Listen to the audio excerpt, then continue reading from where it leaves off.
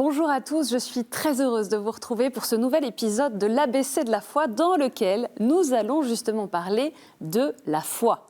Après avoir consacré une émission à l'espérance et une autre à la charité, il nous fallait poursuivre notre découverte de 3 vertus théologales essentielles. Alors justement, que dites-vous de ce mot ? La confiance, pour moi, ça signifie la confiance.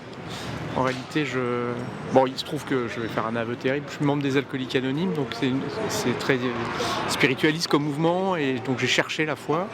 Et voilà, je l'ai pas trouvé. J'étais athée en arrivant, et donc pour moi, ça signifie la confiance aujourd'hui, tout simplement.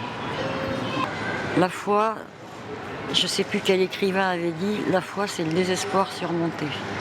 Je crois que c'est Bernanos, mais je ne suis pas sûre de mes sources. Et pour moi, la foi, c'est ce qui va au-delà du doute, parce qu'on est sûr de rien.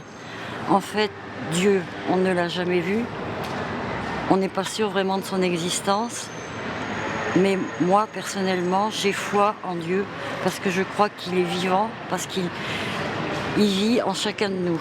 Voilà, nous sommes des parcelles divines. L'espérance. Ce qui est certain, c'est qu'on peut l'animer, la brûler, la faire vivre par la prière, mais aussi par l'entraide au quotidien. C'est une grande confiance. Reconnaître d'abord que Dieu nous aime et après lui faire confiance. Ça m'évoque quelque chose sur lequel on peut se raccrocher, aussi bien quand ça va bien que quand ça va mal. De se dire qu'effectivement on a cette foi en nous et qui nous guide et qui nous guide tout au long de notre vie et qu'on a envie de transmettre en tout cas à nos enfants. Et oui, on la confond souvent avec la certitude un peu bornée ou une forme de pari. Alors comment bien comprendre ce qui se cache derrière la foi ? La foi vient du latin fidere, avoir confiance. C'est donc avoir confiance en quelque chose, en des idées, en quelqu'un. La foi religieuse, en général, et plus spécifiquement la confiance en l'existence d'un ou plusieurs dieux, en des affirmations sur ces dieux, leur nature, leur volonté. La foi est en même temps quelque chose qui se professe, donc des convictions sur un contenu, et quelque chose qui se pratique, c'est la dimension du culte, et qui se vit avec des actes concrets en cohérence avec ce que l'on professe. La foi est-elle compatible avec la raison ? On pense souvent qu'il y a une opposition entre foi et science, foi et intelligence.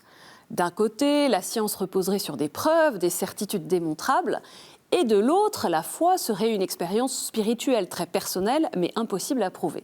Pourtant, dans le christianisme, il ne peut y avoir de contradiction entre la foi et la raison, puisque les deux proviennent de Dieu et qu'il ne peut pas y avoir de double vérité. La foi des catholiques n'est pas aveugle, elle s'est peu à peu développée comme la science en cherchant la cohérence de ces affirmations avec les réalités, les témoignages et les premières certitudes des croyants. Ce que l'Église propose de croire est un bel édifice dont toutes les parties sont compatibles avec les autres et avec ce que l'on peut constater dans le monde. Je ne croirais pas si je ne percevais pas qu'il est raisonnable de croire, affirme ainsi saint Thomas d'Aquin. Par la foi, nous connaissons des réalités qui dépassent les capacités de notre intelligence, mais qui sont pourtant réelles, même si notre seul raisonnement ne suffit pas à les rendre accessibles. Par exemple, l'incarnation de Dieu, le mystère de Dieu Trinité, ou bien encore la résurrection. C'est ce qu'explique saint John Henry Newman, je le cite. Dans sa nature, la foi est l'accueil d'une vérité que notre intelligence ne peut atteindre. Elle repose de manière simple et indispensable sur le témoignage. Alors qu'est-ce que la foi ? Est-ce qu'on reçoit la foi ? Est-ce qu'on décide d'avoir la foi ? Ou les deux ? Eh bien, la foi, c'est d'abord un pur don de Dieu qui propose à tous la grâce de la foi. Elle est donc une force surnaturelle à demander à Dieu et à recevoir de Dieu. La foi est aussi un acte qui engage toute notre personne, pas seulement la compréhension. La foi est l'assentiment conscient à une vérité qui n'est pas de l'ordre du vérifiable. Avec l'espérance et la charité, La foi fait partie des 3 vertus théologales de la foi chrétienne. On les appelle théologales parce qu'elles ont leur origine en Dieu, qu'elles se réfèrent directement à Dieu. Ces 3 vertus sont le chemin par lequel les baptisés sont en communion avec Dieu.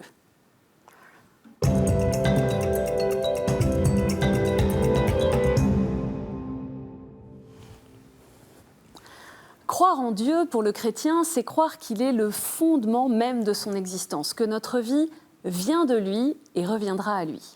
Mais c'est aussi croire Dieu, l'écouter, lui parler, dans un dialogue avec lui. Pour un chrétien, la foi est fondamentalement le lien à Jésus-Christ qui nous révèle Dieu. Sainte Mère Teresa l'explique très simplement. « Je n'ai nulle imagination, je ne peux me représenter Dieu le Père, tout ce que je peux voir, c'est Jésus. » Dans l'évangile de Jean, Jésus dit à plusieurs reprises « Celui qui croit en moi ».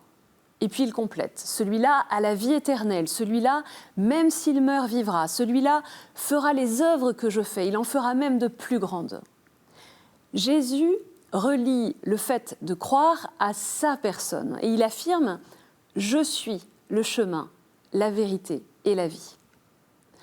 La foi du disciple du Christ déployée dans l'évangile de Jean amène à croire que Jésus est le Christ, le Fils de Dieu, à devenir enfant de Dieu par la foi au Verbe fait chair. Et c'est au final la foi de Pâques à proclamer la victoire définitive du Christ sur la mort et sur le mal. Le kérygme, un mot issu du grec qui signifie proclamation, désigne ainsi le contenu essentiel de la foi en Jésus-Christ annoncée et transmise aux non-croyants par les premiers chrétiens. Jésus, Messie, et Seigneur et Sauveur. Le kérygme, c'est donc la proclamation de la résurrection de Jésus crucifié, l'annonce du pardon, une invitation à la conversion et à l'attente du retour glorieux du Christ. Pour la Bible, la foi est la source et le centre de toute la vie du croyant. Elle est la réponse de l'homme par la foi au dessein, au projet que Dieu réalise dans le temps. Abraham est le père de tous les croyants et de tous ceux qui, dans l'Ancien Testament, ont vécu et sont morts dans la foi en Dieu, un Dieu unique et créateur. Et Jésus mène cette foi à la perfection puisque les disciples du Christ sont ceux qui ont cru et qui croient. On trouve d'ailleurs 2 racines prédominantes dans le vocabulaire hébreu relatif à la foi. D'une part, Aman, qui nous fait bien sûr penser à Amen et qui évoque la solidité, la sûreté, et puis de l'autre, Bata, la sécurité et la confiance. La foi, selon la Bible, a ainsi 2 pôles. D'une part, la confiance qui s'adresse à une personne fidèle et engage l'homme tout entier. D'autre part, une démarche de l'intelligence à qui une parole ou des signes permettent d'accéder à des réalités qu'on ne voit pas, comme le dit la lettre aux Hébreux. La foi est une façon de posséder ce que l'on espère, un moyen de connaître des réalités qu'on ne voit pas. La foi chrétienne n'est pas seulement adhésion à une doctrine, elle a bien sûr un contenu, mais elle est surtout une dynamique, un élan. Suivre Jésus, c'est-à-dire conformer sa vie à l'enseignement de l'Évangile. Cette adhésion à une personne vivante, ressuscitée, change tout. Le théologien Henri de Lubac, après avoir analysé la pensée de saint Augustin, écrit « La foi en Dieu est un mouvement qui commence par la conversion. Le baptême est sacrement de conversion et de foi. Mais ce mouvement de conversion n'est en effet qu'un commencement. Par lui, un dynamisme est amorcé. Un voyage est inauguré qui doit maintenant se poursuivre.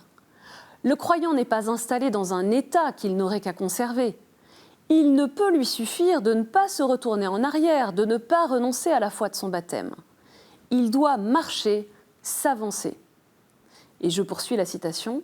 C'est ce qu'Augustin explique au moyen de 4 verbes. Croire en Dieu, c'est tendre vers lui, c'est aller vers lui, c'est progresser chaque jour sur le chemin qui conduit à lui, c'est enfin accéder jusqu'à lui. Alors si la foi est un élan, elle n'empêche ni les épreuves, ni les tempêtes, ni les questions. La Bible et l'histoire des plus grands saints en sont remplies et notre propre expérience également. Le croyant, même dans une obscurité apparemment totale, peut garder la certitude inébranlable que Dieu est bon, qu'il veut notre bonheur et qu'il nous conduit. Et puis la foi, qui est relation personnelle avec Dieu, ne peut se vivre de façon isolée. Croire est un acte ecclésial. La foi de l'Église précède, engendre, porte et nourrit notre foi. Ce lien avec l'Église est vital. Le disciple du Christ ne doit alors pas seulement garder la foi et en vivre, mais encore la professer, en témoigner avec assurance et la répandre. Le numéro 42 du document du Concile Vatican II Lumen Gentium nous trace la route à suivre. Tous doivent être prêts à confesser le Christ devant les hommes et à le suivre sur le chemin de la croix, au milieu des persécutions qui ne manquent jamais à l'Église.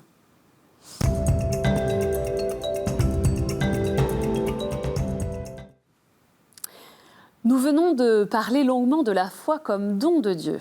Alors, la première chose à faire, c'est d'oser demander à Dieu la grâce de la foi, même si elle nous semble lointaine, obscure, enfouie. Prions Dieu de faire grandir en nous la foi, la confiance en lui. Comme deuxième piste, je vous suggère 2 lectures essentielles pour approfondir le thème de la foi. Tout d'abord, l'encyclique Fides et Ratio, foi et raison, par le pape Jean-Paul II, et également l'encyclique Lumen Fidei, la lumière de la foi, par le pape François. Si vous êtes ce que vous devez être, vous mettrez le feu au monde, disait Jean-Paul II aux jeunes rassemblés lors des JMJ de Paris en 97. Et oui, la foi est un feu à propager, alors ne gardons pas ce feu pour nous, témoignons de cette bonne nouvelle qui nous dépasse. Demandons à l'Esprit Saint la grâce de pouvoir confesser le Christ par les moyens qu'il nous inspire.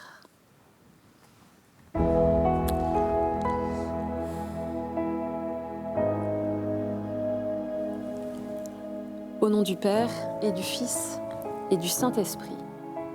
Amen. Sois béni, Seigneur, pour le don de la foi. Merci pour ceux qui nous ont guidés, accompagnés sur ce chemin. Nous te prions pour ceux qui regardent cette émission et qui voudraient mieux te connaître, faire ta rencontre, grandir dans la foi. Envoie sur eux ton Esprit Saint. Envoie sur chacun de nous ton esprit pour que grandisse la foi de notre baptême et notre désir de te connaître, de te servir, de t'annoncer. Amen. Merci d'avoir suivi cet ABC de la foi consacré au thème fondamental de la foi. Vous pouvez le revoir, le partager, le commenter sur le site de KTO, sur notre appli et sur les réseaux sociaux.